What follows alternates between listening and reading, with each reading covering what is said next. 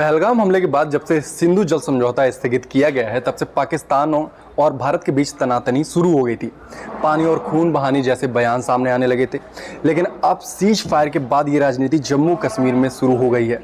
तुलबुल परियोजना जो सिंधु जल समझौते के तहत पाकिस्तान के दबाव के बाद रुक गई थी, उसको लेकर कल सीएम ने वीडियो शेयर किया था। उम्मीद जताई थी कि शायद अब इस परियोजना पर काम दोबारा शुरू होगा, लेकिन अब इसी परियोजना को लेकर सीएम उमर अब्दुल्ला और पूर्व मुख्यमंत्री पीडीपी प्रमुख महबूबा मुफ्ती के बीच सोशल मीडिया पर बहस छिड़ गई। बुलर झील का वीडियो जारी करते हुए सीएम उमर अब्दुल्ला ने लिखा, उत्तर कश्मीर की बुलर झील में जो निर्माण कार्य आप देख रहे हैं वह तुलबुल नेविगेशन बैराज है। इसे 80 के दशक की शुरुआत में शुरू किया गया था, लेकिन पाकिस्तान के विरोध और सिंधु जल संधि के चलते रोकना पड़ा। अब जब इस संधि को अस्थायी रूप से निलंबित कर दिया गया है, तो सवाल उठता है कि क्या अब इस परियोजना को फिर से शुरू कर सकते हैं। उन्होंने आगे कहा कि इस परियोजना से झेलम नदी पर सुविधा मिल सकती है और सर्दियों में बिजली उत्पादन को भी बढ़ावा मिलेगा। अब इसको लेकर सीएम उमर महबूबा के निशाने पर आ गए हैं। देखिए, मैं समझती हूँ जो इंडस वाटर ट्रीटी है, इसको जो सस्पेंड किया है गवर्नमेंट ऑफ इंडिया ने, मेरे हिसाब से ये अनफॉर्चुनेट है। ख़ासकर जब उमर साहब जो हमारे वज़ीर आला हैं, वो जानते हैं कि अभी जंग के दहाने से दोनों मुल्क वापस आए हैं और उसमें अमेरिका को इंटरवीन करना पड़ा। हमारे कई लोग यहाँ शहीद हो गए हैं, कई जो हैं गांव के गांव उजड़ गए, घर बर्बाद हो गए। इतनी तबाही के बाद अब थोड़ा सा सुकून हो रहा है। तो ऐसे में ये कहना है कि तुलबुल जो है वो उसको बराज को बनाएंगे, चूँकि इंडस वाटर ट्रीटी अब सस्पेंड हो चुकी है, तो मुझे लगता है ये एक प्रोवोकेशन है। हम कहते हैं किसी तरह से हमें यहाँ सुकून हो जाए, आराम हो जाए, तो ऐसे में मुझे लगता है हमें वो बात कहनी चाहिए जिससे अमन बढ़े। वो बात नहीं कहनी चाहिए जिससे प्रोवोकेशन हो और जंग जैसे हालात फिर से दोबारा हो जाएं। सोशल मीडिया पर इस ट्वीट के बाद महबूबा मुफ्ती ने लिखा, उमर का यह बयान बहुत ही ज़्यादा दुर्भाग्यपूर्ण है।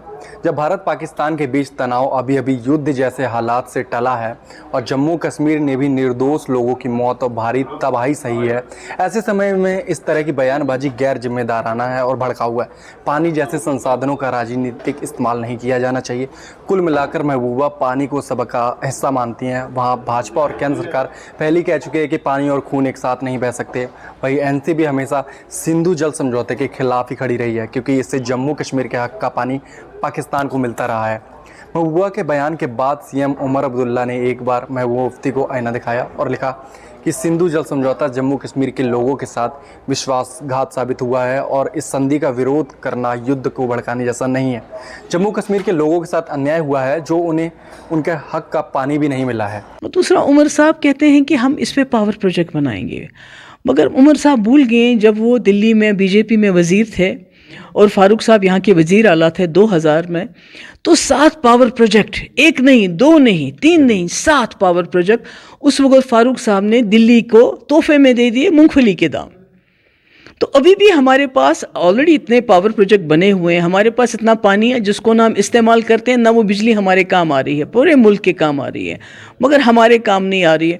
तो ऐसे में मैं समझती हूँ कि उमर साहब का ये कहना कि इस इंडस वाटर ट्रीटी के फेवर में सपोर्ट में खड़े होना, मुझे लगता है हम यजीद हमको नहीं बनना चाहिए।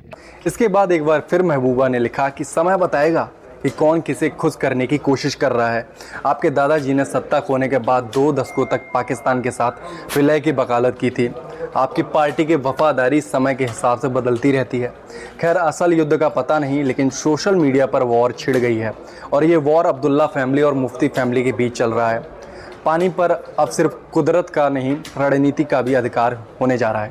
भारत और पाकिस्तान के बीच 64 साल पुरानी सिंधु जल संधि स्थगित हो चुकी है। सवाल उठ रहा है कि संधि स्थगित हुई है तो भारत को क्या मिलेगा, कौन कौन से राज्य होंगे फ़ायदे में और पाकिस्तान की स्थिति क्या होगी। 1960 में भारत और पाकिस्तान के बीच वर्ल्ड बैंक की मध्यस्थता में सिंधु जल संधि साइन हुई थी। इसके तहत 6 नदियों को 2 हिस्सों में बांटा गया। पूर्वी नदियां रावी, ब्यास, सतलज भारत के पास हुई और पश्चिमी नदियां सिंधु, झेलम, चिनाब पाकिस्तान को दी गई।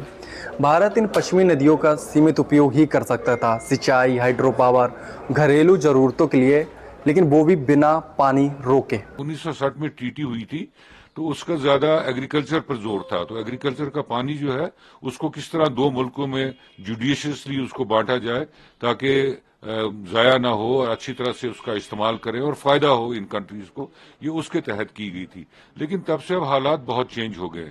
हमारे यहाँ हम स्टोरेज नहीं कर सकते, आपको पता है झेलम में या सिंध में हम स्टोरेज नहीं कर सकते।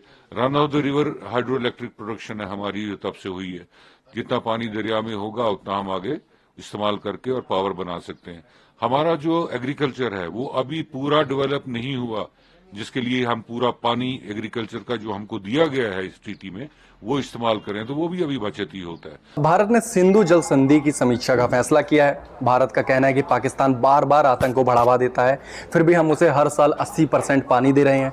ऐसे में भारत अब डैम बनाकर पानी का अधिकतम उपयोग करना चाहता है। सबसे पहले बात करें डैम्स की। अब संधि स्थगित हुई है तो भारत को अधिक पानी मिलेगा और रोकेगा भी, तो किससे फ़ायदा होगा? सबसे ज़्यादा फ़ायदा मिलेगा जम्मू कश्मीर, हिमाचल प्रदेश, पंजाब और लद्दाख को। इन इलाकों में बिजली उत्पादन, सिंचाई, जल आपूर्ति को ज़बरदस्त बढ़ावा मिलेगा। खासकर कश्मीर में रोजगार और बुनियादी ढांचे का विस्तार हो सकता है। अब बात करते हैं पाकिस्तान की। पाकिस्तान की 80% खेती सिंधु और उसकी नदियों पर निर्भर है। अगर भारत सिर पर पानी रोक कर इस्तेमाल करे तो पाकिस्तान के लिए सिंचाई, पीने के पानी और बिजली तीनों में संकट खड़ा हो सकता है। इसका असर सिर्फ खेतों पर ही नहीं, पूरे पाकिस्तान पर दिख सकता है। क्योंकि यजीद ने पानी बंद किया था, बच्चे उसमें मारे गए थे, इतने बच्चे शहीद हो गए उस वक़्त, और आज वो फिर उस शायद तवारीख को दोहराना चाहते हैं। तो मैं समझती हूँ ये बहुत गलत है, ऐसा नहीं होना चाहिए। क्योंकि बार बार दिल्ली की जो सरकार वो कहती है हमारा पाकिस्तान के साथ हर मसला बायलैटरल है, मगर जब जंग हुई जिसमें फारूक साहब ने कहा कि बालाकोट से ज़्यादा कुछ बढ़िया होना चाहिए, तो उससे बड़ा तो हो गया, बच्चे भी मर गए, औरतें मर गई, हमारे तबाही हो गई, मगर ट्रंप को इंटरवीन करना पड़ा। अगर ये दोबारा अब फिर जो इंडस वाटर ट्रीटी के ऊपर ये फिर से उसको बंद करते हैं तो फिर जो दुनिया की ताकतें हैं, वर्ल्ड पावर लाइक ट्रंप, फिर इंटरवीन करेगा। बंद करेंगे, कैसे बंद करेंगे? ये तो पहले वो सोचना है कि ये बंद कैसे हो सकता है। इंडस वाटर ट्रीटी एक बायलैटरल ट्रीटी है दो ममालिक के बीच में, इंडिया और पाकिस्तान के बीच में, और ये यूनाइटेड नेशंस की आर्बिट्रेशन के तहत लगाई गई थी। इंडिया ने फिलहाल इसको अबेंस में रखा है। अबेंस में रखने का मतलब कि इसके ऊपर कारोआमद जो हुआ वो बंद कर दी गई है फॉर द टाइम बीइंग।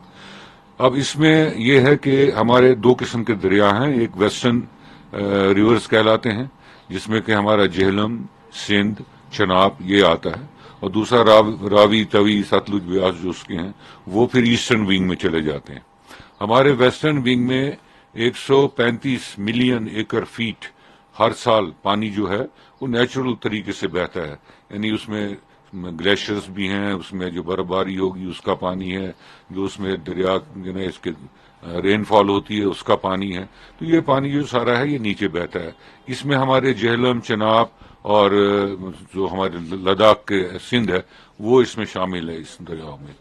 अब इसमें से जो 135 के करीब ये बहता है, ये 95% तो ये सीधा पाकिस्तान जाता है across the line of control, और हमारे वास्ते इसमें सिर्फ शेयर बहुत कम रखा गया है चनाब के, इंक्लूडिंग चनाब, कोई 2.86 या 3 के करीब समझिए मिलियन एकड़ फीट साल का है, जिसपे कि हम थोड़ा बहुत इस्तेमाल कर सकते हैं। जब पाकिस्तान की अर्थव्यवस्था और राजनीति पर भी इसका असर पड़ेगा। सवाल ये नहीं कि सिंधु जल संधि खत्म होगी या नहीं, असली सवाल है कि क्या पानी अब भारत की रणनीतिक ताकत बनेगा? क्या पाकिस्तान को आतंक के बदले पानी का जवाब मिलेगा?